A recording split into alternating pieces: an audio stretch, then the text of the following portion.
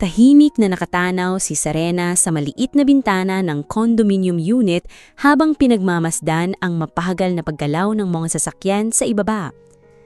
Maaga pa lamang ng umaga pero gising na siya dahil hindi na siya mapakali. Maya-maya lang ay aalis na sila ng asawa niyang si Adrian papuntang airport para sa business trip nito sa Singapore. Kahit halos 2 taon na silang kasal, ay hindi pa rin siya sanay sa tuwing kasama niya ang pamilya ng asawa, lalo na ang biyena niyang si Doña Beatriz. Simple lamang ang suot ni Serena nang lumabas siya ng kwarto, isang maayos na puting blouse at beige na palda na hanggang tuhod. Mahaba at maitim ang buhok niya na nakapusod lamang. Wala siyang gaanong alahas maliban sa wedding ring na nakasuot sa kanyang daliri. Habang nagtitimpla siya ng kape, ay lumabas si Adrian mula sa kwarto habang abala sa pagche-check ng mga mensahe sa cellphone nito. "Ready ka na ba?" Malamig na tanong nito nang hindi man lang tumingin sa kanya. "Oo, inaayos ko lang yung documents natin." Mahinahon niyang sagot. Tumanggo lamang si Adrian bago muling bumalik ang tingin sa cellphone. Sanay na si Serena sa ganoong ugali ng asawa. Mabait naman ito pero madalas ay tahimik at iwas sa anumang gulo lalo na kapag may kinalaman sa kanyang ina. Hindi nagtagal ay dumating ang sasakyan na ipinadala ni Doña Beatriz. Pagpasok pa lamang nila sa loob ay agad nang bumungad ang malamig na tinig ng matandang babae kay Serena. Nakasuot ito ng mamahaling bestida at punong-puno ng alahas ang katawan. Sa tabi nito ay may ilang branded shopping bags. "Yan lang suot mo?" tanong ni Doña Beatriz habang sinusuri siya mula ulo hanggang paa. Bahagyang napayuko si Serena. "Maayos naman po yata." "Maayos para sa probinsya siguro, pero hindi bagay sa asawa ng anak ko." Tahimik lamang si Adrian habang nakatingin sa bintana ng sasakyan.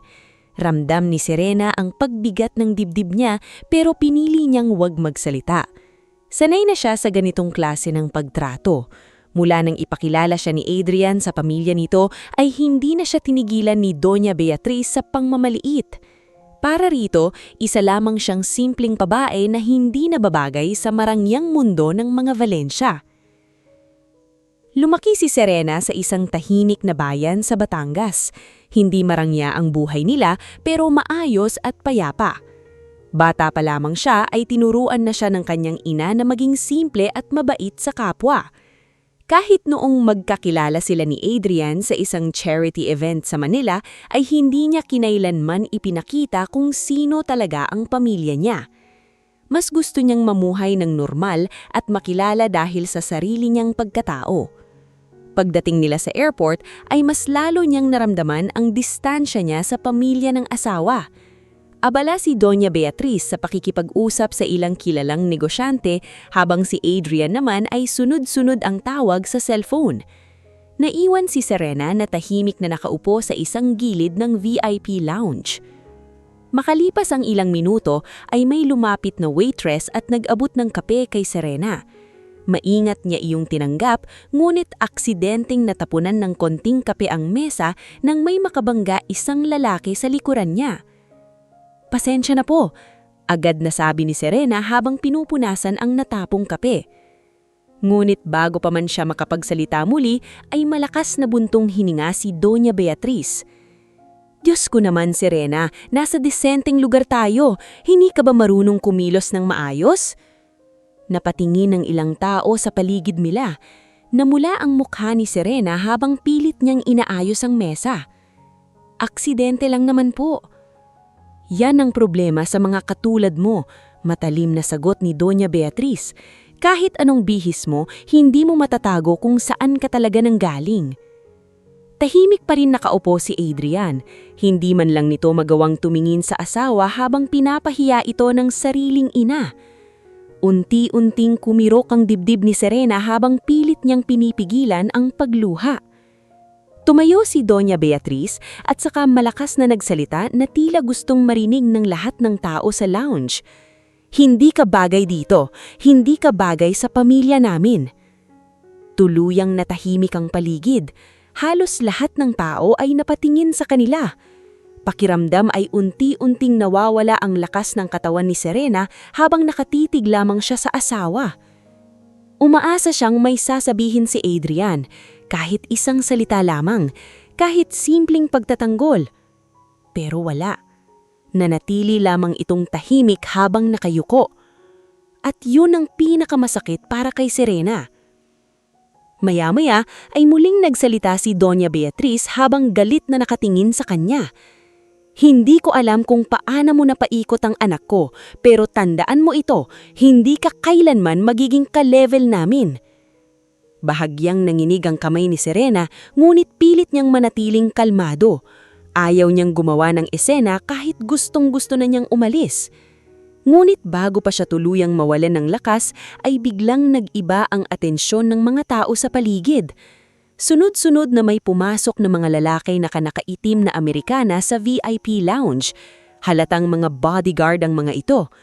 Kasunod nila ay isang matangkad na lalaki na may halong puti na ang buhok, ngulit matikas pa rin ang tindig. Nakasuot ito ng mamahaling suit at seryoso ang mukha habang naglalakad papunta sa direksyon nila. Unti-unting namutla si Doña Beatriz nang makilala ang lalaki. Halos mawalan ng kulay ang mukha ni Adrian. Ngunit mas lalong nagulat ang lahat nang diretsyong huminto ang lalaki sa harap ni Serena. At sa unang pagkakataon simula nang nagsimula ang kahihiyan niya sa airport ay may taong mahinahong humawak sa kanyang balikat. "Anak," malalim ngulit kalmadong sabi ng lalaki habang nakatingin kay Serena. Halos walang marinig si Serena matapos magsalita ang matandang lalaki. Para bang biglang natahimik ang buong VIP lounge habang lahat ng mata ay nakatutok sa kanila. Nanginginig pa ang mga kamay niya dahil sa kahihiyang ilang minuto pa lamang ang nakakalipas. Ngunit nang marinig niya ang pamilyar na boses ng lalaki, ay tila unti-unting kumalma ang dibdib niya. Ama," mahina niyang sambit. Lalong namutla si Doña Beatriz. Hindi nito inaasahang ang lalaking nasa harapan nila ay si Don Rafael Monterde, isa sa pinakamakapangyarihang negosyante sa bansa at may-ari ng Monterde Global Holdings na kilala maging sa ibang bansa. Madalas lamang nitong makita ang mukha ng lalaki sa telebisyon at business magazines, kaya hindi siya makapaniwalang ang simpleng babaeng matagal niyang minamaliit ay may koneksyon dito. Tahimik namang napatayo si Adrian habang tila hindi malaman ang gagawin. Hindi niya akalaing ang babaeng pinakasalan niya ay anak pala ng lalaking matagal na niyang hinahangaan sa mundo ng negosyo. Dahan-dahang pinunasan ni Don Rafael ang luha sa pingsni ni Serena bago ito tumingin kina Adrian at Doña Beatriz. Hindi ito nagsalita agad, ngunit sapat na ang malamig nitong tingin upang maramdaman ng lahat ang bigat ng sitwasyon. "Ano ang nangyayari rito?" Kalmadong tanong nito. Walang agad sumagot. Napayuko si Serena dahil ayaw niyang lumaki pa ang eksena. Ngunit nakita agad iyon ng kanyang ama. "May nanakit ba sa'yo?" muling tanong ni Don Rafael. Bibiglang umiling si Serena kahit masakit pa rin ang dibdib niya. Ngunit bago pa siya makapagsalita ay biglang sumingit si Doña Beatriz at pilit na nungumiti. "Wala naman pong seryosong nangyari, Don Rafael. Nagkaroon lang ng maliit na misunderstanding." Dahan-dahang bumaling ang tingin ni Don Rafael sa kanya. "Misunderstanding?" Ramdam ni Doña Beatriz ang panlalamig ng likod niya. Kahit sanay siyang makipag-usap sa mayayamang tao, ay iba ang presensya ng lalaking nasa harapan niya ngayon. "Hindi ko alam na anak ninyo si Serena," pilit niyang paliwanag. Bahagyang natawa si Don Rafael, ngunit walang init ang tunog niyon. "At kung hindi anak ko si Serena, ibig bang sabihin ay pwede ninyong bastusin siya?" Hindi agad nakasagot si Doña Beatriz. Maging si Adrian ay nanatiling tahimik. Nakayuko lamang ito habang pilit iniiwasan ang tingin ng biyanan. Unti-unting napansin iyon ni Don Rafael kaya napatingin siya rito. "Ikaw ang asawa ng anak ko, tama?" "Opo," mahina nitong sagot. "At kanina pa kitang pinagmamasdan. Habang pinapahiya ang asawa mo, wala kang ginawa. Parang sinampal si Adrian sa sinabi nito. Bumigat ang pakiramdam niya dahil alam niyang totoo iyon. Gusto niyang sumalita kanina, ngunit nasanay siyang manahimik sa tuwing may galit ang kanyang ina. Huminga ng malalim si Serena bago siya nagsalita. "Ama, okay lang po ako." Napatingin sa kanya si Don Rafael at bahagyang lumambot ang ekspresyon nito. "Hindi kita pinalaki para tratuhin ng ganyan ng ibang tao." Tahimik lamang si Serena. Sa totoo lang ay matagal na niyang tinatago ang tunay niyang pagkatao dahil gusto niyang maranasan ang mamuhay ng normal. Ayaw niyang makilala dahil lamang sa apelyido ng pamilya nila. Kaya nung magkakilala sila ni Adrian 2 taon na ang nakalipas sa isang charity event, ay hindi niya sinabi rito kung sino talaga siya. Naalala pa niya kung paano siyang minahal ni Adrian noon dahil sa pagiging simple niya. Ngunit habang tumatagal ang relasyon nila at lalo siyang nakikisalamuha sa pamilya nito, ay mas naramdaman niya kung gaano siyang minamaliit ng mga ito. Muling nagsalita si Don Rafael habang diretso ang tingin kay Doña Beatriz. "Ang anak ko ay nagtapos sa London School of Economics. Siya rin ang isa sa pinakamalalaking stockholder ng kumpanya ko." Saglit itong tumigil. Pero pinili niyang mamuhay ng simple dahil ayaw niyang sukatan ng tao base sa estado sa buhay. Halos mawalan ng hininga si Doña Beatriz sa narinig. Maging si Adrian ay hindi makapaniwala. Hindi niya akalaing ganoon kalaki ang tinago ni Serena sa kanya. Bakit hindi mo sinabi sa akin?" Mahinang tanong ni Adrian habang nakatingin sa asawa. Tiningnan siya ni Serena, ngunit may lungkot na sa mga mata nito. "Kasi gusto kong malaman kung paano mo ako titingnan kapag ordinaryong tao lang ako." Hindi agad nakasagot si Adrian. At doon niya biglang na-realize na sa lahat ng pagkakataong dapat ipinagtanggol niya ang asawa niya, mas pinili niyang manahimik upang hindi sumama ang loob ng kanyang ina. Lumapit si Don Rafael kay Adrian hanggang sa halos magkatapat na sila. Ang pinakamahalagang tungkulin ng asawa ay protektahan ang sariling pamilya. Yaman, negosyo, pangalan, lahat pwedeng mawala. Pero kapag nasira mo ang tiwala ng asawa mo, mahirap nang ibalik yon. Napainako si Adrian habang nakakuyom ang mga kamay. Samantala, si Doña Beatriz na dating mataas ang tingin sa sarili ay halos hindi makatingin ng diretsyo kay Serena. Maya-maya ay dumating ang ilang airport executives at agad na yumuko kay Don Rafael bilang pagbati. Lalong nagulat ang mga taong naroon nang makita kung gaano kataas ang respeto ng mga ito sa ama ni Serena. Ngunit sa kabila ng lahat ay tila wala nang naririnig si Serena. Nakatingin lamang siya kay Adrian habang unti-unting nararamdaman ang sakit sa puso niya.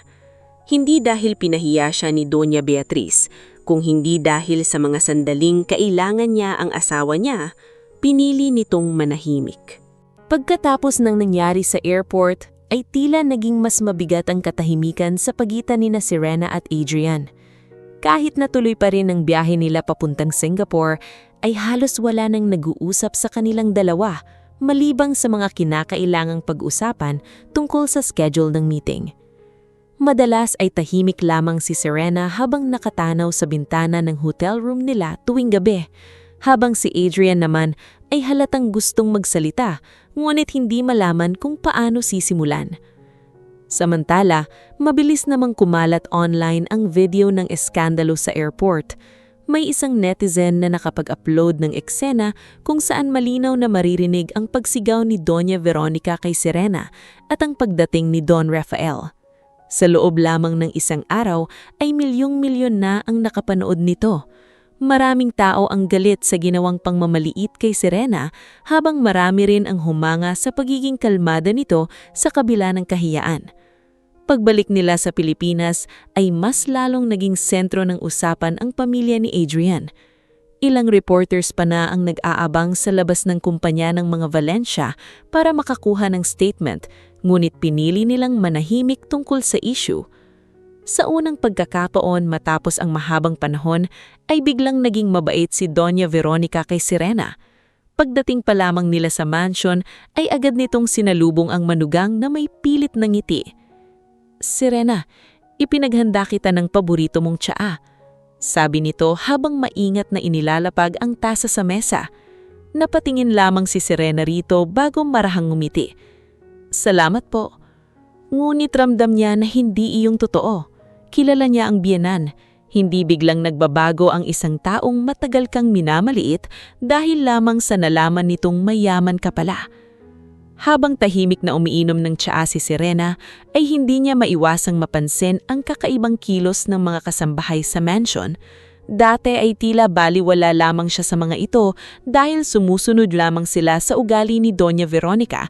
Ngunit ngayon ay halos lahat sila ay maingat at magalang sa kanya. Maging si Adrian ay tila nagbago rin ng pakikitungo. Mas naging maasikaso ito at palaging nagtatanong kung may kinakailangan ba siya. Ngulit kahit anong gawin nito ay hindi maalis sa isip ni Serena ang eksena sa airport. Paulit-ulit niyang naaalala kung paano siyang tinignan ng asawa habang pinapahiya siya ng sarihing ina nito. At mas masakit dahil wala itong ginawa. Isang gabi habang nasa library si Adrian ay pumasok si Serena dala ang 2 tasa ng kape. Tahimik niya iyong inilapag sa mesa bago naupo sa tapat ng asawa. "Pwede ba tayong mag-usap?" Mahinahon niyang tanong. Agad tumanggo si Adrian. "Oo naman." Sandaling natahimik si Serena bago siya nagsalita. "Galit ka ba dahil hindi ko sinabi sa'yo kung sino talaga pamilya ko?" Mabilis umiling si Adrian. "Hindi ako galit. Nagulat lang ako." "Hindi ko sinabi dahil gusto kong magkaroon ng normal na buhay." Mahina siyang napangiti. "Pagod na akong tignan ng mga tao dahil lang sa apelyido namin." Tahimik na nakinig si Adrian habang nakayuko. "Pero alam mo kung ano yung pinakamasakit para sa akin, Serena?" Tanong ni Serena. Unti-unting napataas ng tingin si Adrian. "Hindi yung ginawa ng mama mo, napabuntong hinga siya, kundi yung pananahimik mo." Parang biglang bumigat ang hangin sa paligid nila. "Serena, alam kong mahal mo ang mama mo," patuloy niya habang pilit pinipigilan ang emosyon. "Pero asawa mo ako, Adrian." Hindi agad nakapagsalita si Adrian. Sa totoo lang ay matagal niyang alam na mali ang ina niya, ngunit nasanay siyang umiwas sa gulo simula pa pagkabata. Lumaki siyang sinusunod lahat ng gusto ni Doña Veronica dahil yon ang nakasanayan niya. "Hindi ko alam kung paano ako gagalaw noon," mahinang sabi ni Adrian. Napangiti si Serena, ngunit puno iyon ng lungkot. Yun nga ang problema. Hindi na nakasagot si Adrian. Kinabukasan ay nakatanggap si Adrian ng tawag mula kay Don Rafael. Nais daw siyang makausap nito sa opisina ng Monterrey Holdings. Kinabahan si Adrian habang papunta roon. Kahit kilala siya sa mundo ng negosyo, ay ibang klase ang reputasyon ni Don Rafael. Isa ito sa pinakamalalaking negosyante sa bansa at kilala sa pagiging matalino at mahigpit sa trabaho. Pagpasok pa lamang niya sa napakalaking opisina ay agad niyang naramdaman ng pressure. Tahimik na nakaupo si Don Rafael sa likod ng mesa habang may binabasang dokumento. "Umupo ka," malamig nitong sabi. Agad namang sumunod si Adrian. Ilang segundo munang nanatiling tahimik ang matanda bago nitong inilapag ang hawak na papel. "Mahal mo ba talaga ang anak ko?" Nagulat si Adrian sa diretsang tanong. "Opo," mabilis niyang sagot. "Pero hindi mo siya kayang protektahan." Napayuko si Adrian. Tumayo si Don Rafael at lumapit sa malaking bintana ng opisina. "Alam mo kung bakit pinayagan kong mamuhay ng simple si Serena? Dahil gusto kong makatagpo siya ng taong mamahalin siya, hindi dahil sa pera o pangalan." Humigpit ang hawak ni Adrian sa sariling kamay. "Hindi ko kailangan ng lalaking mayaman para sa anak ko.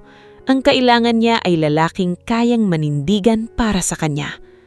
Hindi na muling nakapagsalita si Adrian matapos yon. At habang labas siya sa gusali, ay doon niya unang naramdaman ang isang bagay na hindi niya kailanmang inamin sa kahit sino. Takot. Takot na baka tuluyan ng mawala sa kanya si Serena dahil sa sarili niyang kahinaan. Mula nang magpunta si Adrian sa opisina ni Don Rafael ay tila mas lalo siyang naging tahimik sa loob ng mansyon. Madalas ay matagal siyang nakakulong sa kanyang opisina habang nakatitig lamang sa mga dokumentong halos hindi naman niya mabasa ng maayos dahil sa dami ng iniisip. Paulit-ulit na bumabalik sa isip niya ang sinabi ng ama ni Serena tungkol sa pagiging tunay na asawa at kung paano niya nabigo ang sariling pamilya. Napansin iyon ni Serena, ngunit pinili muna niyang huwag magsalita.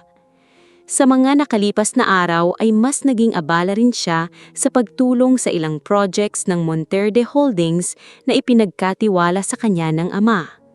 Kahit matagal na siyang may koneksyon sa negosyo ng pamilya nila, ay ngayon lamang siyang muling naging aktibo rito matapos niyang piliing mamuhay ng simple noong mga nakaraang taon.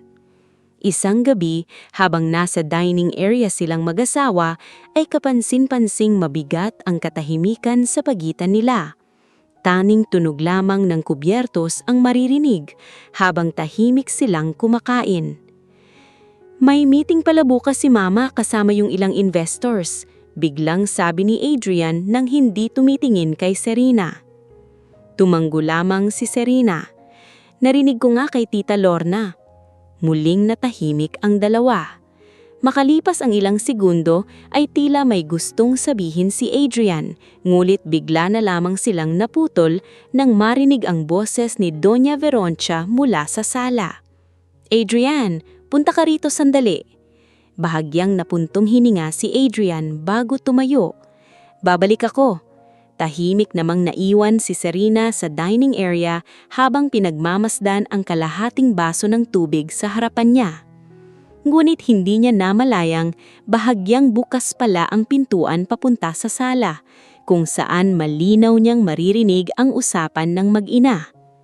Anak, kailangan nating samantalahin itong pagkakataon, mahinang sabi ni Doña Veroncia, ngulit sapat para marinig ni Serena. Ano pong ibig ninyong sabihin? Tanong ni Adrian. Ngayon na alam nating anak pala siya ni Don Rafael, mas madali nating mapapalawak ang negosyo natin. May halong excitement ang boses nito. Isipin mo, Adrian, kapag nagkaroon tayo ng partnership sa Monterde Holdings, siguradong mas lalaki pa ang kumpanya natin. Tahimik lamang si Adrian. Dapat ka ring mas maging malapit kay Don Rafael. Patuloy pa ng kanyang ina. Kailangan nating maging praktikal. Sayang ang koneksyon.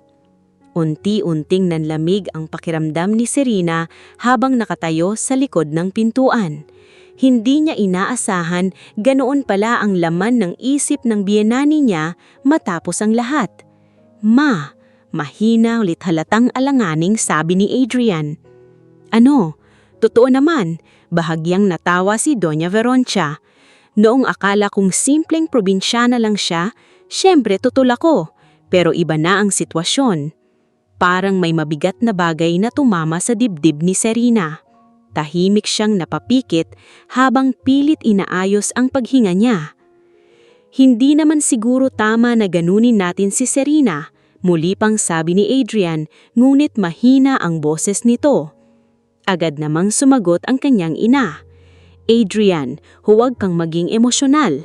Negosyo ito. Pamilya mo rin ang makikinabang. Tuluyan nang nawalan ng gana si Serena na marinig pa ang kasunod na usapan.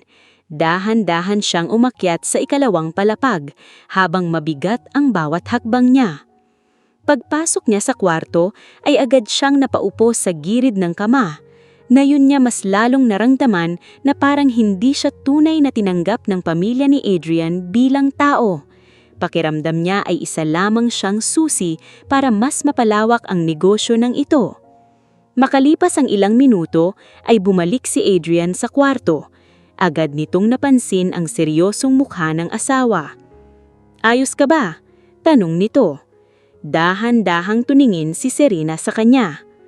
Narinig ko yung usapan ninyo ng mama mo. Biglang natigilan si Adrian. Serena, totoo ba yun? Mahinahon ngunit halatang nasasaktan niyang tanong. Kaya lang ba biglang nagbago yung pakikitungo niya sa akin dahil anak ako ni Don Rafael? Mabilis na umiling si Adrian. Hindi ganun. Pero hindi mo rin siya kinontra.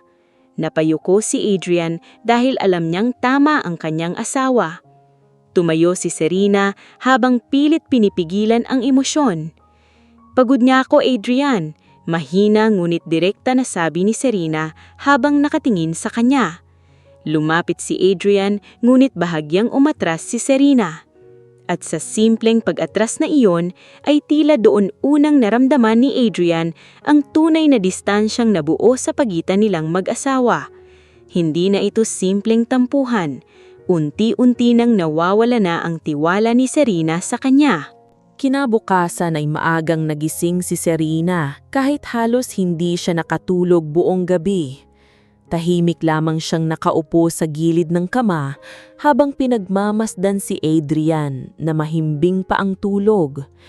Sa unang pagkakataon simula nang ikasal sila, ay pakiramdam niya ay sobrang layo ng asawa kahit magkatabi lamang sila. Dahan-dahan siyang tumayo at nagsimulang mag-impake ng ilang gamit. Hindi siya umiiyak, ngunit ramdam niya ang bigat sa dibdib habang isa-isang inilalagay sa maleta ang mga damit niya. Maya-maya pa ay nagising din si Adrian dahil sa tunog ng zipper. Agad itong napabangon. "Anong ginagawa mo?" Hindi agad sumagot si Serena habang abala sa pag-aayos ng gamit. "Serena, uuwi muna ako kila Papa." Kalmado niyang sagot. Biglang bumilis ang tibok ng puso ni Adrian. Dahil ba sa nangyari kagabi? Huminto si Serena at saka marahang humarap sa kanya. Halatang pagod na ang mga mata nito. Hindi lang dahil doon, huminga siya ng malalim. "Matagal ko nang pilit iniintindi lahat, Adrian. Yung pangmamaliit ng mama mo, yung pananahimik mo, yung pakiramdam na hindi ako kabilang dito." Mabilis na bumaba si Adrian mula sa kama at lumapit sa kanya.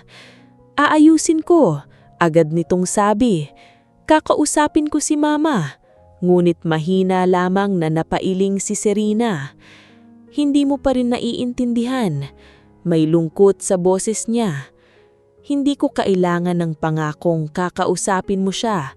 Kailangan ko ng asawang kayang panindigan ako ng hindi natatakot." Parang nawalan ng boses si Adrian matapos marinig iyon. Tahimik na lamang na sinara ni Serena ang maleta bago ito hinila palabas ng kwarto.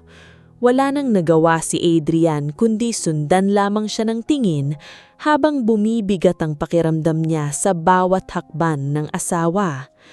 Pagdating ni Serena sa Monterde Residence ay agad siyang sinulubong ng mainit na yakap ng kanyang ama.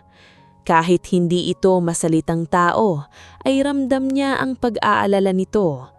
"Hindi mo kailangang magpanggap na matatag sa harap ko," mahinang sabi ni Don Esteban. Doon lamang tuluyang napaluha si Serena. Matagal silang nag-usap ng araw na iyon.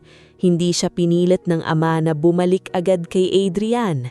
Sa halip ay tahimik lamang itong nakinig habang ikinukwento niya lahat ng sakit na matagal niyang kinimkim. Samantala, habang sinusubok muling buuin ni Serena ang sarili niya, ay nagsimula namang lumala ang problema sa negosyo ng pamilya Valencia. Ilang linggo matapos ang airport incident ay sunod-sunod na umatras ang ilang investors ng Valencia Holdings. Naging maingat ang ibang business partners dahil sa negative publicity na dulot ng viral video ni Doña Veroncia. Bukod pa roon ay nagkamali rin ito ng malaking investment sa isang real estate project na hindi agad nagkaroon ng permit. "Ano bang klasing aberya ito?" Galit na sigaw ni Doña Veroncia habang hawak ang mga financial reports. Tahimik lamang si Adrian habang pinagmamasdan ang mga numero na unti-unting nagpapakita ng pagkalugi ng kumpanya nila. "Kung nandito si Serena, baka natulungan tayo ng ama niya." Inis na dagdag pa ng kanyang ina. Biglang napatingin si Adrian rito. "Ma, Tama na. Ngayon ay may halo ng pagod na ang boses niya. Hindi solusyon si Serena sa problema ng kumpanya. Bahagyang natigilan si Doña Veroncia dahil bihira siyang sagutin ng anak. Ngunit agad ding bumalik ang inis nito. Hindi mo ba naiintindihan? Kapag bumagsak itong kumpanya natin, mawawala lahat. Tahimik lamang na nakakuyom ang kamay ni Adrian. Unti-unti na niyang nakikita kung gaano kalaki ang impluwensya ng kasakiman at pride sa pamilya nila. Habang lumilipas naman ang mga araw sa Monterde residence, ay muling naranasan ni Serena ang katahimikan na matagal niyang nawala. Madalas silang magkasabay kumain ng kanyang ama sa hardin habang pinag-uusapan ang negosyo at buhay. Unti-unti ring ibinabalik ni Don Esteban si Serena sa mundo ng kumpanya nila. Pinapasama ito sa meetings at business reviews. Doon muling nakita ni Serena ang mundong matagal niyang iniwan para lamang mamuhay ng simple kasama ang lalaking minahal niya. At habang mas lalo niyang natututunang tumayo muli sa sarili niyang mundo, ay unti-unti rin niyang nararamdaman na baka kaya niyang mabuhay kahit wala si Adrian sa tabi niya. Lumipas ang halos 2 buwan mula nang umalis si Serena sa mansyon ng mga Valencia. Sa loob ng panahong iyon, ay bihira lamang silang magkausap ni Adrian. Madalas ay simpleng mensahe lamang tungkol sa mahahalagang bagay ang ipinapadala nito, ngunit hindi na iyon katulad ng dati nilang pag-uusap bilang mag-asawa. Habang tumatagal, ay mas lalo nilang nararamdaman ang distansyang namamagitan sa kanila. Samantala, mas naging abala si Serena sa Monteverde Holdings. Halos araw-araw ay kasama siya ng kanyang ama sa meetings, project evaluations at pakikipag-usap sa investors. Marami pa ring executives sa kumpanya ang nagtataka kung bakit biglang bumalik sa pamamahala ang nag-iisang anak ni Don Esteban matapos mamuhay ng simple ng matagal na panahon. Isang umaga, habang nasa conference room si Serena kasama ang board members, ay biglang pumasok ang executive assistant ng kanyang ama na halatang nag-aalala. "Ma'am Serena?" Mahina nitong tawag. "Nasa hospital po si Sir Esteban." Biglang natigilan si Serena.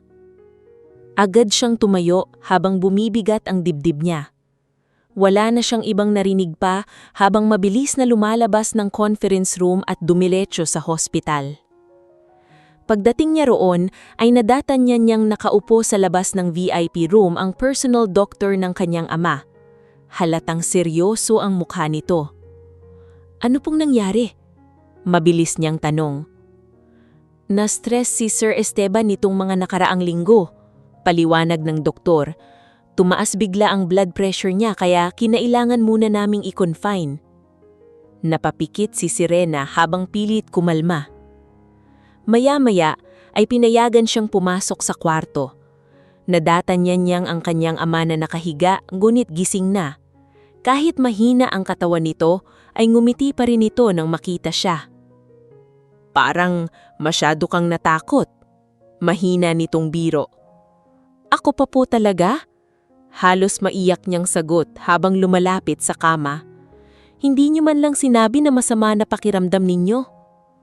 Napabuntong hininga si Don Esteban bago marahang hinawakan ng kamay ng anak. "Napapagod na rin siguro ako." Mahina nitong sabi. Tahimik na yumuko si Serena habang pilit pinipigilan ng emosyon. Makalipas ang ilang sandali, ay muling nagsalita ang kanyang ama. "Habang nagpapahinga ako, ikaw muna ang hahawak ng kumpanya." Agad na patingin si Serena rito. "Papa?" "Kaya mo yan." Mahina itong ngumiti. "Matagal na kitang inihahanda para rito." Hindi agad nakapagsalita si Serena. Kahit lumaki siyang nakikita ang takbo ng negosyo ng pamilya nila, ay matagal niyang iniwasan ang buong responsibilidad dahil mas pinili niyang mamuhay ng simple noon. Ngulit ngayon, ay wala na siyang ibang pagpipilian. Kinabukasan ay mabilis na kumalat sa buong Monteverde Holdings ang balitang pansamantalang si Serena muna ang hahawak ng kumpanya habang nagpapagaling si Don Esteban. Hindi naging maganda ang reaksyon ng ilan. Sigurado ba silang kaya niya? Bulong ng isang senior executive habang nasa hallway. Matagal siyang nawala sa kumpanya tapos biglang siya agad ang acting CEO? Hindi iyon nakaligtas sa pandinig ni Serena, ngunit pinili niyang manahimik. Alam niyang normal lamang ang pagdududa ng mga tao. Sa unang board meeting niya bilang acting CEO, ay ramdam niya agad ang bigat ng responsibilidad. Sunod-sunod ang reports tungkol sa expansion projects, foreign investors at financial concerns ng kumpanya. Ngunit sa halip na magpakita ng kaba, ay kalmado lamang siyang nakinig sa lahat. Isa-isang sinagot ni Serena ang mga tanong ng board members. Maging ang ilang investors na unay nagdududa ay napansin kung gaano siya katalino sa paghawak ng negosyo. Malinaw siyang magsalita at kabisado niya halos lahat ng detalye ng kumpanya. Unti-unti nang natahimik ang conference room habang nagsasalita siya. Sa kabilang banda naman ay patuloy na lumalala ang sitwasyon sa Valencia Holdings. Dahil sa maling investments ni Doña Veronica ay nagsimula ng magkaaberya ang cash flow ng kumpanya. Ilang suppliers ang hindi nabayaran sa tamang oras habang may ilang projects na natigil dahil kulang sa pondo. Galit na galit si Doña Veronica habang kausap ang financial manager nila. Paano mangyayari ito? Sigaw nito. Ma'am, masyado pong malaki yung nailabas nating puhunan doon sa real estate project, tapos umatras pa po yung dalawang investors. Halos mawala ng kulay ang mukha ni Doña Veronica. Tahimik lamang si Adrian habang nakatingin sa financial reports. Habang tumatagal, ay mas lalo niyang nakikita ang epekto ng mga maling desisyon ng kanyang ina. Ma, kailangan nating magbawas ng expenses. Seryoso niyang sabi. Ayaw kong magmukhang naghihirap tayo. Mabilis na sagot ni Doña Veronica. Napapikit si Adrian habang pilit pinipigilan ng inis. Noon ay basta na lamang siyang sumusunod sa kanyang ina. Ngulit ngayon ay unti-unti na niyang nakikita ang pride nito ang isa sa sumisira sa kanila. Makalipas ang ilang araw ay muling lumabas sa balita ang pangalan ni Serena matapos purihin ng ilang business analysts ang mauyos niyang pamumuno bilang acting CEO ng Monteverde Holdings. Tahimik na pinanonood iyon ni Adrian sa telebisyon habang mag-isa sa kanyang opisina. Nakasuot si Serena ng simpleng puting blazer habang kalmadong ini-interview tungkol sa bagong environmental project ng kumpanya nila. Layo ito sa dating tahimik na babaeng nakilala niya noon. Mas matatag, mas matapang, at tila unti-unti nang nawawala ang pangangailangan kay Adrian. Habang pinanonood niya ang asawa, ay doon niya lalong naramdaman ang bigat ng pagkakamaling ginawa niya. Dahil habang si Serena ay patuloy na lumalakas at umaangat, ang buhay niya naman ay tila unti-unting bumabagsak kasama ang kumpanyang matagal niyang inakalang hindi matitibagad. Habang tumatagal ang pananatili ni Serena bilang acting CEO ng Monteverde Holdings, ay mas lalo niyang napapatunayan sa lahat na hindi lamang siya basta anak ng isang makapangyarihang negosyante. Unti-unti niyang nababago ang tingin ng mga taong nagduda sa kakayahan niya. Maging ang ilang senior executives na dating malamig ang pakikitungo sa kanya ay nagsimula ng humanga sa paraan niya ng pamumuno. Hindi siya tulad ng ibang negosyanteng puro utos lamang. Madalas siyang bumababa sa mismong project sites at nakikipag-usap sa mga empleyado. Nakikinig siya sa concerns ng mga tao at sinisigurado niyang maayos ang kalagayan ng bawat department. Dahil doon ay mabilis siyang nakuha ang respeto ng maraming tao sa kumpanya. Isang hakon matapos ang mahabang board meeting ay naiwan si Serena sa kanyang opisina habang tahimik na nakatanaw sa malaking bintana. na pagod ang katawan niya, ngunit mas pinili niyang magpaiwan upang tapusin ang ilang dokumento. Maya-maya ay may kumatok sa pintuan. Pasok. Mahinahon niyang sabi. Dahan-dahang pumasok ang isa sa senior consultants ng kumpanya na si Mr. Benedicto, isang lalaking matagal nang pinagkakatiwalaan ng kanyang ama sa negosyo. Ma'am Serena, may gusto sana akong sabihin. Seryosong sabi nito. Bahagyang nagtaka si Serena, ngulit pinaupo niya ito. Ano po yun? Saglit na nag-alangan ng matanda bago nagsalita. May ilang bagay po kayong dapat malaman tungkol sa pamilya Valencia. Unti-unting naging seryoso ang mukha ni Serena. Anong ibig ninyong sabihin? Huminga ng malalim si Mr. Benedicto bago inilapag sa mesa ang ilang lumang documents at reports. Matagal na pong may problema sa pamamalakad ni Doña Veroncia sa negosyo nila, paliwanag nito. May ilang investors noon na umatras dahil sa pagiging mapangmataas niya. Tahimik lamang na nakinig si Serena. Hindi lang po yun, yumuko ng bahagya ang consultant. May ilang pagkakataon din pong may mga taong siniraan si Doña Veroncia para lamang maprotektahan ang pangalan nila. Unti-unting kumirot ang dibdib ni Serena. Kasama po ba ako doon? Mahina niyang tanong. Sandaling natahimik ang matanda bago marahang tumanggo. Parang biglang bumigat ang hangin sa paligid. Ano pong ibig ninyong sabihin? May ilang business gatherings noon kung saan sinasabihan ni Doña Veroncia na hindi raw po kayo bagay sa anak niya. Napabuntong hininga ito. May mga pagkakataon ding pinapakalat niyang habol niyo lang daw ang pera nila. Napayuko si Serena habang pilit pinoproseso ang lahat ng naririnig niya. Hindi niya akalaing ganun kalala ang pangmamaliit ng biyanan niya sa kanya kahit hindi pa nito alam kung sino talaga siya. Mulit mas lalo siyang natigilan nang magsalita pang muli si Mr. Benedicto. At alam po iyon ni Adrian. Agad na pataas ang tingin ni Serena. Ano? Hindi man siya ang nagsimula pero alam niyang may mga ganong sinasabi ang kanyang ina. Mahina ang boses ng matanda. Hindi lang siya kumikibo. Parang biglang bumabagsak ang natitirang bahagi ng puso ni Serena. Sa buong panahon na pilit niyang inuunawa ang pananahimik ni Adrian ay umaasa siyang baka hindi lang talaga nito alam ang lahat. Pero alam pala nito at pinili pa rin nitong manahimik. Tahimik na napapikit si Serena habang pilit kinakalma ang sarili. Salamat ko sa pagsasabi sa akin.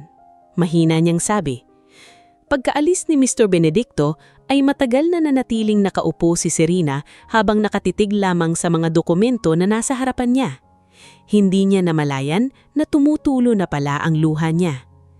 Naalala niya lahat ng pagkakataong ipinagtanggol niya si Adrian sa isip niya.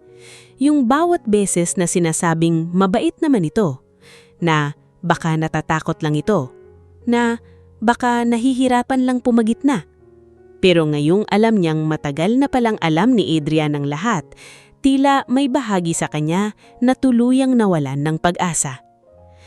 Samantala, sa kabilang panig ng lungsod ay patuloy namang lumalala ang sitwasyon sa Valencia Holdings. Sunod-sunod na problema ang kinakaharap ng kumpanya. Maging ang ilang long-time partners nila ay nagsimula ng umatras dahil sa mga financial issues. Galit na galit si Doña Veroncia habang nasa meeting room kasama ang legal team nila. Kailangan nating makahanap agad ng investors, madiin nitong sabi. Ma'am, mahirap na po sa ngayon, maingat na sagot ng isa sa advisors. Marami pong nag-aalangan dahil sa current standing ng kumpanya. Napakuyom ng kamay si Doña Veroncia. Tahimik lamang si Adrian sa isang gilid habang nakatingin sa financial projections. Ngayon niya mas nakikita ang tunay na epekto ng pride at pagiging mapangmataas ng kanilang pamilya. Makalipas ang meeting ay agad siyang bumalik sa opisina niya. Ngunit pagkapasok niya pa lamang ay nadatangan niya ang isang sobre sa ibabaw ng mesa. Kunot noong niyang iyong binuksan.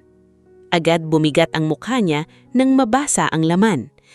Isa iyong formal notice mula sa legal team ni Serena. Request for Temporary Separation. Unti-unting nanghina ang katawan ni Adrian, habang hawak ang papel. Sa unang pagkakataon simula nung umalis si Serena, ay doon niya tuluyang naramdaman ang matinding takot. Hindi takot sa pagbagsak ng negosyo, hindi takot mawala ng pera, kundi takot na tuluyang mawala na ang babaeng minahal niya, ngulit paulit-ulit niyang bigang protektahan. Matagal nang nakaupo si Adrian sa loob ng kanyang opisina habang paulit-ulit na binabasa ang legal notice na ipinadala ni Serena. Kahit malinaw namang temporary separation lamang iyon, ay pakiramdam niya ay unti-unti nang nawawala sa kanya ang lahat. Ngayon niya lamang lubos na naiintindihan kung gaano kaseryoso ang sakit na dinanas ni Serena sa loob ng kanilang pagsasama. Tahimik siyang napasandal sa upuan habang pinipikit ang mga mata. Naalala niya kung paano sila nagsimula noon, kung paano siya unang nahulog kay Serena dahil sa pagiging simple nito at pagiging totoo sa sarili. Sa mundo niyang puno ng plastik at pakitang tao, si Serena lamang ang taong nagbigay sa kanya ng katahimikan. Pero habang tumatagal, ay hinayaan niyang sirain iyon ng sarili niyang kahinaan. Makalipas ang ilang minuto, ay biglang bumukas ang pintuan ng opisina niya at pumasok si Doña Veroncia. "Ano yung hawak mo?" tanong nito. Tahimik na inilapag ni Adrian ang papel sa mesa. Lumapit ang kanyang ina at agad ding nabasa ang laman niyon. "Ano? Separation?" Biglang tumaas ang boses nito. Hindi siya pwedeng basta umalis. Unti-unti napatingin si Adrian sa kanyang ina. Ngayon ay wala na iyong dating takot sa mga mata niya. Pagod na lamang. "Ma, siya yung nasaktan." "Nasaktan?" Halos matawa si Doña Veroncia. "Tayo itong may problema ngayon tapos siya pa itong aalis?" Doon tuluyang napakuyom ng kamao si Adrian. "Tama na." Mahina pero malamig ang boses niya. Bahagyang natigilan ng kanyang ina dahil bihira siyang magsalita ng ganoon. "Adrian, hindi niyo ba naiisip na kaya umabot sa ganito dahil sa paraan ng pagtrato niyo sa kanya?" Tuluyang natahimik si Doña Veroncia. Sa unang pagkakataon sa buhay niya ay diretsahang siyang kinokontrahan ng anak. "Anak, ginagawa ko lang namang lahat para sa pamilya natin." Hindi po pamilya yung tawag sa paninira at pangmamaliit sa ibang tao. Napahigpit ang hawak ni Doña Veroncia sa kanyang bag habang pilit pinipigilan ng galit. "Binabago ka ng babaeng yan." Marahan ngunit diretso siyang tumingin sa kanyang ina. "Hindi niya ako binabago. Siya lang yung unang taong nagmulat sa akin kung gaano ako kahina." Hindi na nakapagsalita si Doña Veroncia matapos iyon. Pagkaalis ng kanyang ina ay agad namang napayuko si Adrian habang hawak ang noo niya. Ngayon niya mas lalong nakikita ang mga bagay na matagal niyang hindi pinapansin. Samantala, sa Monterde Holdings ay patuloy namang lumalakas ang pamalan ni Serena sa mundo ng negosyo. Sunod-sunod ang matagumpay niyang projects at mas lalo siyang hinahangaan ng publiko dahil sa maayos niyang pamamalakad. Ngunit sa kabila ng lahat ng tagumpay ay may lungkot pa ring nananatili sa puso niya. Isang gabi habang nasa rooftop siya ng Monterde Building ay tahimik lamang siyang nakatanaw sa ilaw ng lungsod. Maya-maya ay dumating ang kanyang ama dala ang 2 tasa ng kape. "Hindi ka pa rin natutulog," sabi ng matanda habang inaabot ang 1 tasa sa kanya. Mahina lamang na nangiti si Serena. Tahimik silang parehong tumingin sa malayo bago sumalita ang matanda. "Mahal mo pa ba siya?" Nabuntong hininga si Serena. "Opo," direkta ang sagot niya. "Pero pagod na po ako." Tahimik na tumando si Don Esteban. Hindi na siya nagtanong pa dahil ramdam niyang matagal nang kinikimkim ng anak niya ang sakit. "Hindi sapat ang pagmamahal lang," mahinang sabi nito. "Kailangan may respeto at paninindigan." Napayuko si Serena habang mahigpit na hawak ang tasa ng kape. "Sa buong relasyon namin, pakiramdam ko lagi akong mag-isa." Walang agad na sagot si Don Esteban. Hinayaan lamang niyang ilabas ng anak ang nararamdaman nito. Makalipas ang ilang linggo, ay tuluyang nang lumala ang problema sa Valencia Holdings.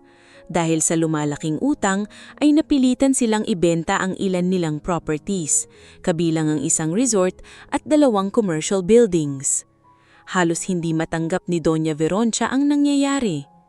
"Hindi pwedeng mawala lahat ng pinaghirapan natin," iyak nitong sabi habang kausap ang kanilang legal advisor. Ngunit wala na silang halos magawa. Maging ang ilang taong dati nilang kaibigan at business partners ay nagsimula ng umiwas sa kanila. Samantala, si Adrian naman ay tila tuluyang nang nagbago. Mas naging tahimik ito at bihira nang makita sa social gatherings. Madalas ay nasa opisina lamang ito habang pilit inaayos ang natitirang bahagi ng kumpanya nila. Ngunit kahit anong gawin ay hindi mawala sa isip niya si Serena. Isang gabi ay hindi na niya napigilang pumunta sa Monterde residence.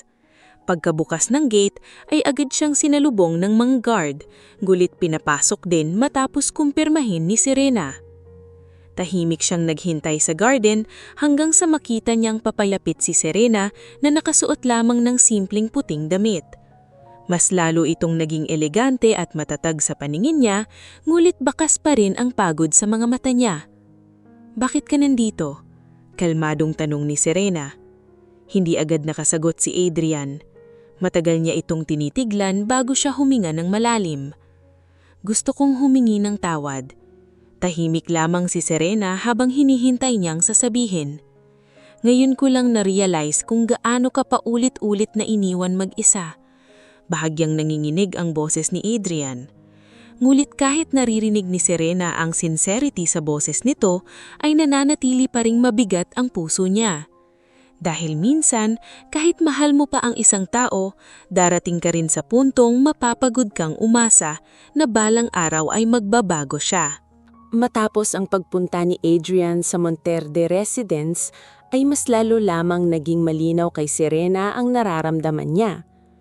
Totoo na mahal pa rin niya ang asawa, ngunit hindi na iyon sapat para mabura ang sakit at pagod na matagal niyang kinimkim.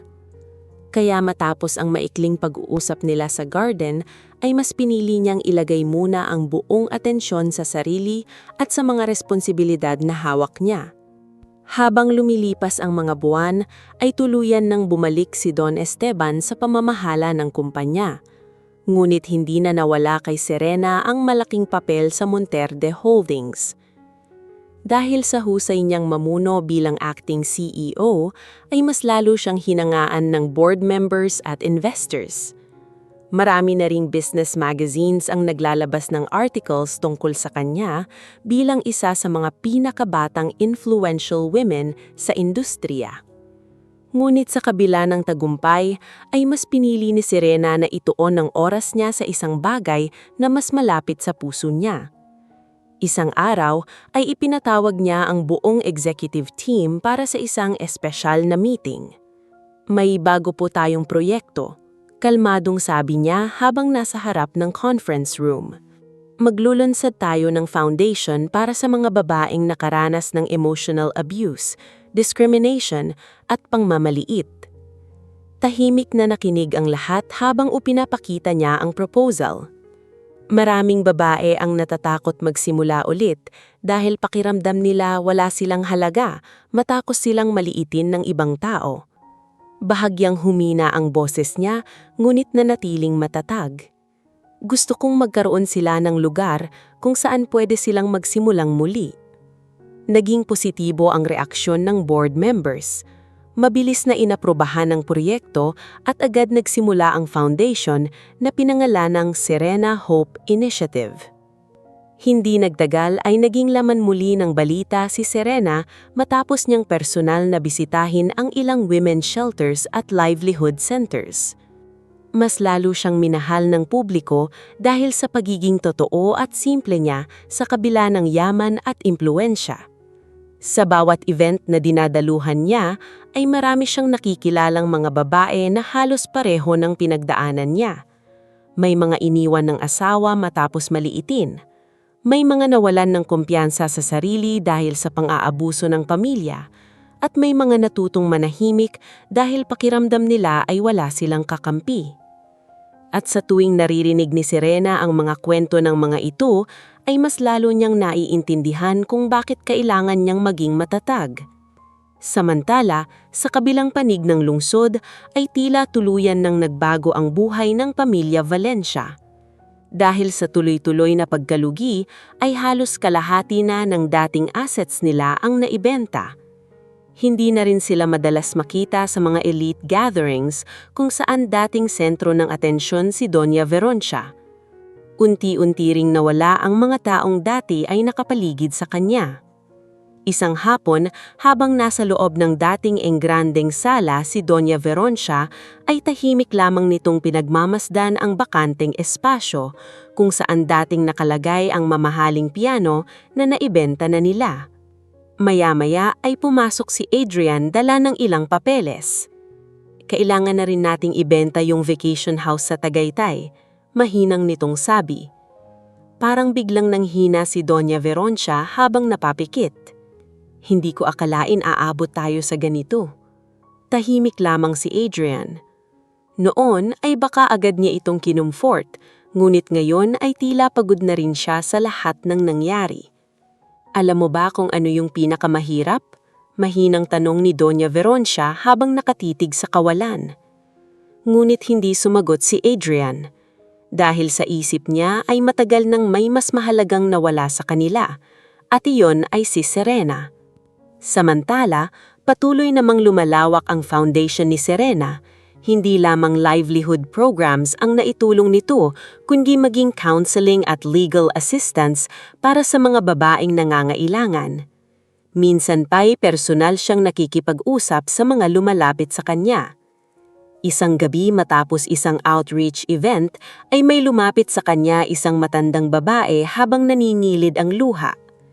"Ma'am Serena, salamat po," nanginginig ang boses nito.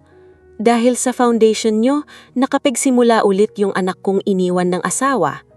Bahagyang ngumiti si Serena habang hinahawakan ng kamay ng matanda. At sa simpleng sandaling iyon, ay tila unti-unti niyang nararamdaman na may dahilan pala kung bakit niya pinagdaanan ang lahat ng sakit noon. Dahil hindi lamang niya natutunang pahalagahan ang sarili niya, natuto rin siyang tumulong sa ibang taong matagal ding pinaniniwalaang wala silang halaga.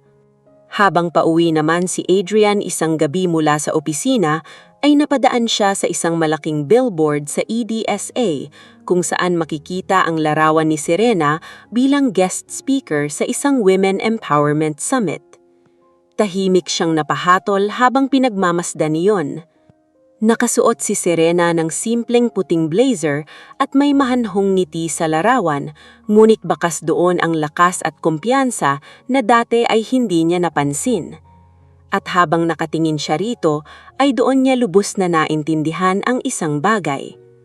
Habang si Serena ay patuloy na umaangat at nagiging inspirasyon sa maraming tao, siya naman ay naiiwan na pinagsisisihan ang mga pagkakataon na dapat ay ipinaglaban niya ang babaeng pinakamahalaga sa buhay niya.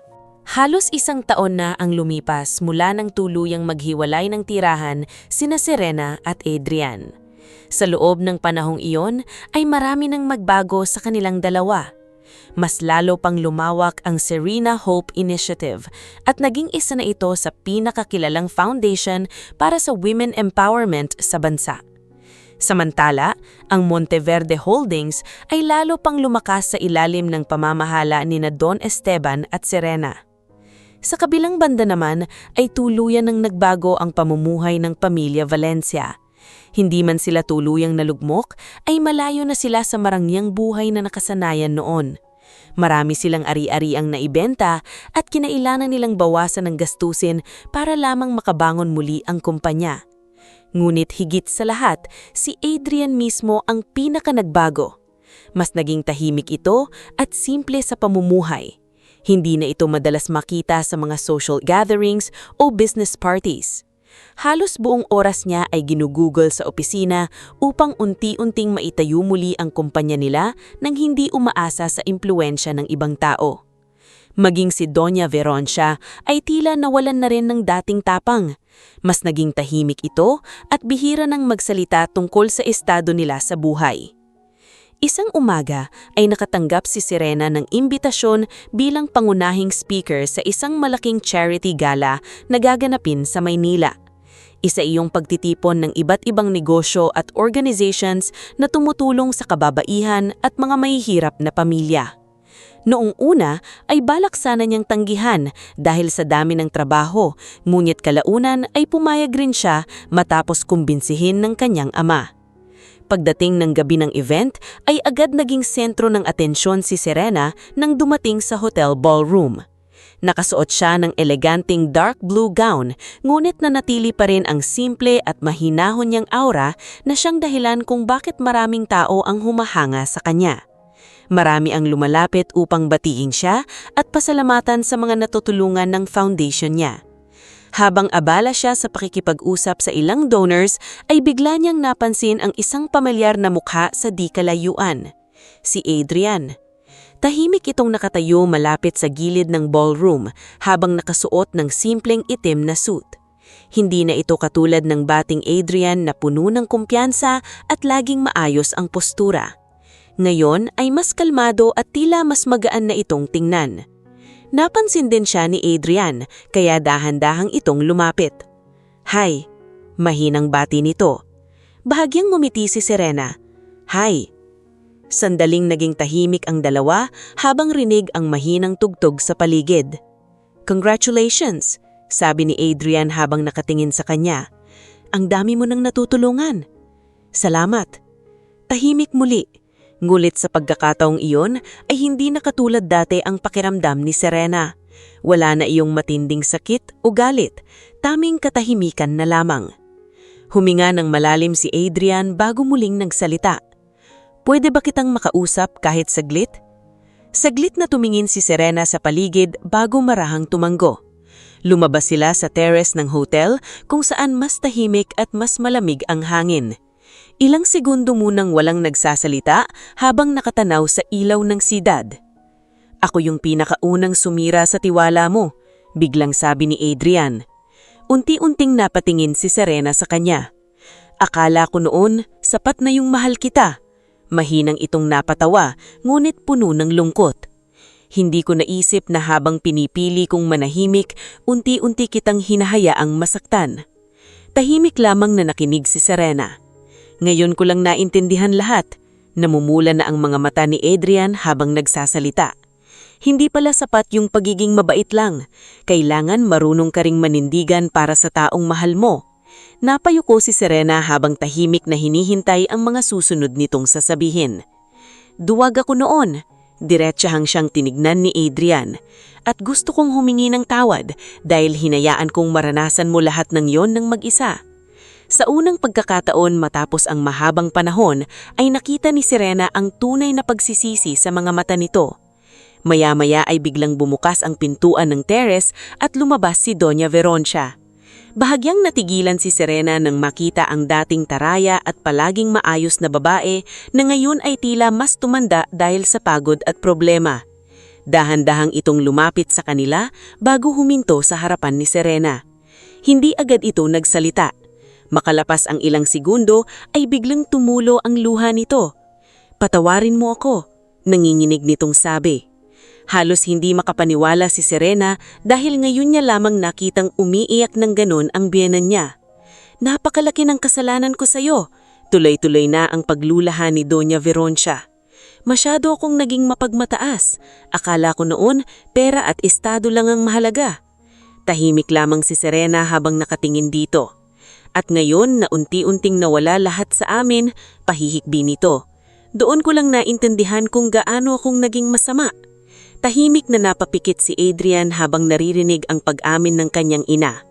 Samantala, si Serena naman ay hindi nagalit habang pinagmamasdan ang dalawang taong nagminsang naging dahilan ng pinakamabigat niyang sakit. Dahil sa paglipas ng panahon ay natutunan na rin niyang bitawan ang galit at sa unang pagkakataon matapos ang mahabang panahon ay tila simulan na ring gumaan ang lahat. Matapos ang gabing iyon sa charity gala ay tila may malaking bahagi ng bigat sa puso ni Serena ang unti-unting nawala. Hindi dahil nagbago bigla ang lahat o dahil bumalik sa dati ang relasyon nila ni Adrian, kundi dahil sa wakas ay narinig niya mula mismo sa mga ito ang pag-amin sa lahat ng sakit na ipinadama nila sa kanya. Pagkatapos ng pag-uusap nila sa terrace ay hindi na pinahaba pa ni Serena ang gabi. Maayos siyang nagpaalam kina Adrian at Doña Veroncia bago tahimik na umalis ng hotel. Habang nasa loob ng sasakyan pauwi, ay nakatanaw lamang siya sa ilaw ng syudad habang paulit-ulit na bumabalik sa isip niya ang mga nangyari sa nakalipas na taon. Naalala niya ang airport, ang kahihiyan, ang pananahimik ni Adrian, ang mga gabing umiiyak siya habang pilit iniisip kung sapat ba siyang asawa. Ngulit kasabay ng mga alaala ring iyon ay naalala rin niya kung paano siya unti-unting bumangon, kung paano niya muling natutunang mahalin ang sarili at manindigan para sa sariling halaga. Pagdating niya sa Monterde residence ay nadatnan niya ang kanyang ama na tahimik na nagkakape sa hardin kahit gabi na. "Kamusta ang event?" tanong ni Don Esteban habang pinagmamasdan ng anak. Bahagyang ngumiti si Serena bago umupo sa tapat nito. "Maayos naman po." Tahimik na tumanggo ang matanda, ngulit halatang napansin nito ang lalim ng iniisip ng anak. "Parang may bumabagabag pa rin sa'yo." Sandaling natahimik si Serena bago siya huminga ng malalim. Humingi po ng tawad si Adrian, pati si Doña Veroncia. Hindi agad nagsalita si Don Esteban, marahan lamang nitong inilapag ang tasa ng kape bago tumingin sa kanya. "At ano ang naramdaman mo?" Napainsip si Serena. "Hindi na po ako galit." Mahina siyang napangiti, pero hindi rin ibig sabihin nun na kaya kong bumalik sa dati. Tahimik na tumanggo ang kanyang ama. "At okay lang yun," mahinahon nitong sabi. "Ang pagpapatawad, hindi laging nangangahulugang kailangan mong bumalik sa lugar na sumakit ka." Napayuko si Serena habang pinuproseso ang mga salitang iyon. Tama ang kanyang ama. Matagal niyang inisip noon na baka kapag dumating ang araw na magsisisi sina Adrian ay kusang babalik ang dating pagmamahalan. Ngunit habang lumilipas ang panahon ay mas lalo niyang nare-realize na may mga sugat na kahit gumaling ay nag-iiwan pa rin ng marka. At hindi ibig sabihin ng pagpapatawad ay kailangan mong kalimutan ang sakit na natutunan mong lagpasan. Makalipas ang ilang linggo, ay tuluyan ng maging formal ang pag-uusap ni Serena at Adrian tungkol sa kanilang relasyon. Tahimik silang nagkita sa isang private cafe na malapit sa opisina ng Monterde Holdings. Walang galit, walang sigawan, pareho na lamang silang pagod, ngunit mas matured kaysa dati. Tahimik na nakatingin si Adrian sa tasa ng kape bago siya nagsalita. "Alam kong hindi ko na mababawi lahat ng pagkakamali ko." Hindi sumagot si Serena, ngulit nakikinig lamang. "Pero gusto kong malaman mo na ikaw pa rin yung pinakamahalagang tao sa buhay ko." Bahagyang bumigat ang dibdib ni Serena, ngunit nanatili siyang kalmado. "Alam ko," mahina siyang sagot. Unti-unting napangiti si Adrian, ngunit may lungkot iyon. "At alam ko rin na baka hindi na tayo para sa isa't isa." Tahimik na napuntong hinga si Serena. Sa wakas ay pareho na nilang tinatanggap ang katotohanan na minsan kahit mahal ninyo ang isa't isa, may mga pagkakataong hindi sapat ang pagmamahalan para maibalik ang dating nasira. At minsan, ang pinakamagandang paraan ng pagmamahal ay palayain ng isa't isa upang mas maging maayos ang buhay ninyo. Makalipas ang ilang buwan, ay mas lalo pang lumawak ang Serena Hope Initiative. Marami ng kababaihan ang natulungan nito, hindi lamang sa Pilipinas, kundi maging sa ilang international partner organizations. Mas naging abala si Serena sa pag-iikot sa iba't ibang lugar upang personal na makita ang mga programang inilulunsad nila. Ngulit sa kabila ng tagumpay at impluensya, ay nanatili pa rin siyang simple at mahinahon tulad ng dati. Masaya na siya. Hindi dahil may perpekto siyang buhay, kundi dahil natutunan niyang hindi nakabase ang halaga niya sa tingin ng ibang tao. Samantala, si Adrian naman ay unti-unti ring nagsimulang buuin muli ang sarili niyang buhay. Mas naging responsable ito sa negosyo nila at tuluyang natutong gumawa ng sariling desisyon nang hindi umaasa sa ina. Maging si Doña Veroncia ay malaki rin ang ipinagbago nito. Hindi na ito katulad ng dating mapangmataas at mapanghusgang babae. Madalas na lamang itong tahimik sa bahay at tumutulong sa ilang charity works bilang paraan ng pagsisisi sa mga naging pagkakamali niya noon. Isang araw ay muling nagkita sina Serena at Adrian sa isang fundraising event para sa foundation. Ngunit sa pagkakataong iyon ay iba na ang pakiramdam. Wala nang sakit, wala nang bigat. Dalawang taong minsang nagmamahalan ngunit parehong natutunang lumago mula sa mga pagkakamali ng nakaraan. Habang pinagmamasdan ni Adrian si Serena na masayang nakikipag-usap sa mga taong natutulungan niya, ay marahan siyang napangiti. Dahil kahit hindi na siya ang lalaking kasama nito habang buhay, ay naging masaya siyang makita na ang babaeng minsang pinabayaan niyang masaktan ay ngayon ay isa ng matatag na babae na nagbibigay inspirasyon sa napakaraming tao. At si Serena naman, habang nakatayo sa harap ng mga taong minsang nawala ng pag-asa sa sarili, ay mas lalo lamang niyang napatunayan ng isang bagay, na ang tunay na halaga ng tao ay hindi nasusukat sa yaman, estado o apelyido, kundi sa paraan kung paano niya pinapahalagahan ang sarili at ang kapwa.